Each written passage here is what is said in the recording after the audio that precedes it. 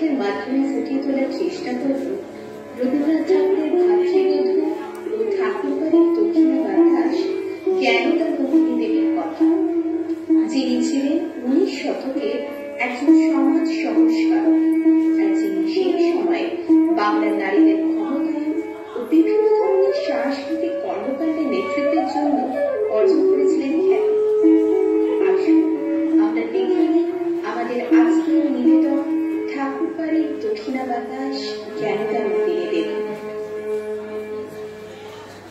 মহর্ষির দ্বিতীয় পুত্র ভারতের প্রথম সিভিলিয়ান অফিসার সত্যেন্দ্রনাথ ঠাকুরের সঙ্গে আমার বিয়ে হয় 7 বছর বয়সে। উনি তখন 15-16 বছরের যুবক। 1857-তে আমার বিয়ের 1 বছর আগে বিধবা বিবাহ আইন পাশ হয়েছে সবে। রবি তখনও জন্মায়নি। জ্যোতিরিন্দ্রনাথ আমারই বয়সী। আমার স্বামী সত্যেন্দ্রনাথ সর্ব অর্থে প্রগতিশীল এক মানুষ, যিনি নারী প্রগতির ভাবনা আমার ভিতর দিয়ে চালান করে দৃষ্টান্ত স্থাপন করতে চেয়েছিলেন। তৎকালীন বঙ্গদেশে জ্ঞানদানন্দিনী আরেকটি উদ্যোগ নিয়েছিল। মেয়েদের নামের পাশে পিতা বা স্বামীর পদবি যুক্ত রাখা আমার ইংরেজদের নকল বলেই মনে হয়েছিল। একটি প্রবন্ধে তীক্ষ্ণ ভাষায় আমি মহিলাদের পদবি বর্জন করার পক্ষে সওয়াল করেছিলাম। তোমরা আজকের মেয়েরা আমার প্রচলিত শাড়ি পরার বিষয়টিকে গ্রহণ করেছ বটে, কিন্তু পদবি বর্জন করে নিজস্ব নারী সত্তার প্রতিষ্ঠায় কতখানি নজর দিতে পারোনি। আমি একরক্ষা চিরকালই। বিয়ের সময় জোড়াসাঁকোর অন্তর্মহলে তখনও প্রগতির হাওয়া এসে মেয়েদের স্বাধীন করে দেয়নি। আমার স্বামী চেয়েছিলেন আমি বিলাতে যাই। তিনি তখন ইংল্যান্ডে। মহর্ষির অনুমোদন না পাওয়ায় আমি যেতে পারিনি সেবার। জ্ঞানদানন্দিনী দেবীর দিন কাটতে লাগলো সত্যেন্দ্রনাথ ঠাকুরের অপেক্ষায়।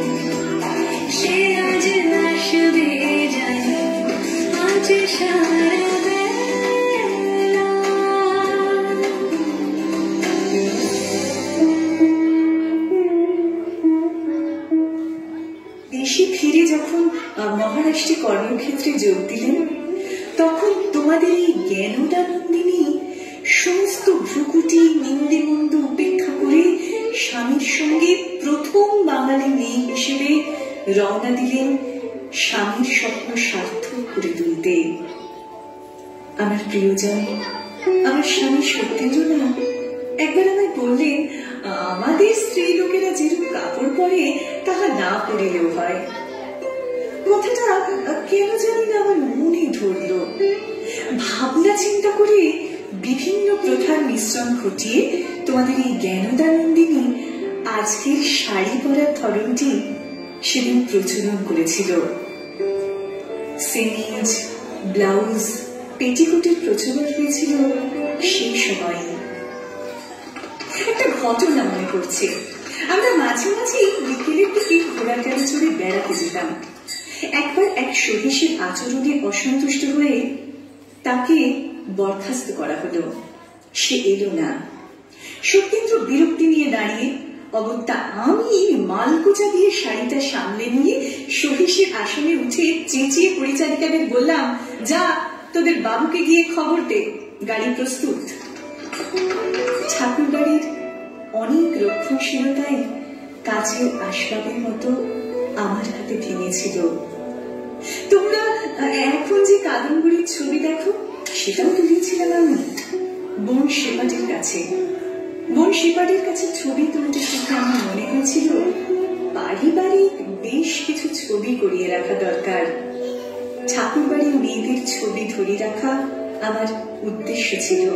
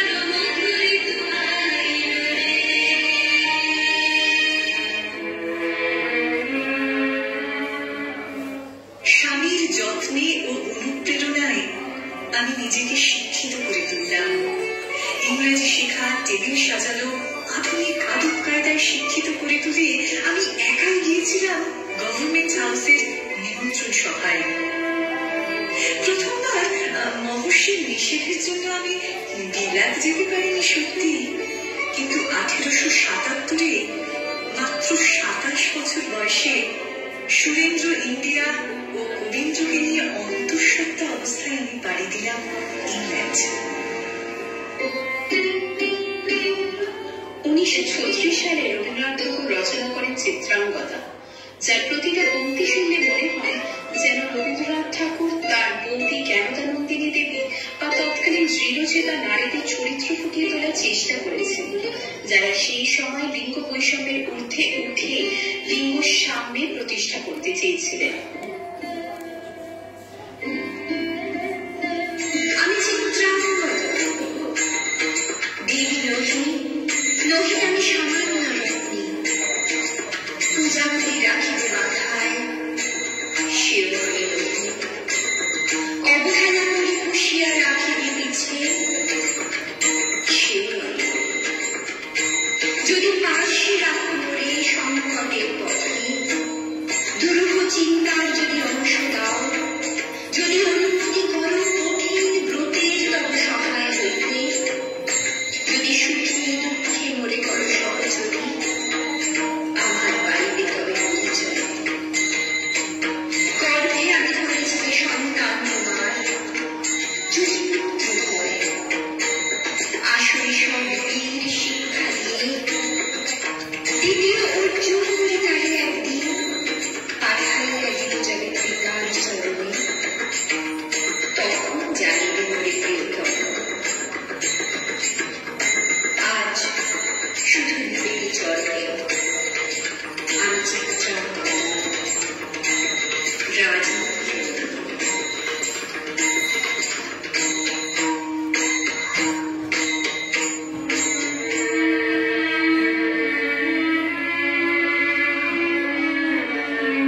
আমার আইন বিধাতা অনেকখানি দিয়ে পাঠিয়েছিলেন। আমার চোখের সামনে রবির 22শে শ্রাবণ এসে গেল একদিন। দিক চক্রবালে সূর্যাস্ত মেঘের ডাকর করা রবির চিঠি পৌঁছে দিল রাজার কাছে। শ্রাবণী রবি আর সেই বছর আশ্বিনী 91 বছর বয়সে চলে গেল তোমাদের এই জ্ঞানদানন্দিনী, যার এই আত্মকথন আসলে একটি আত্মবিশ্লেষণও বটে।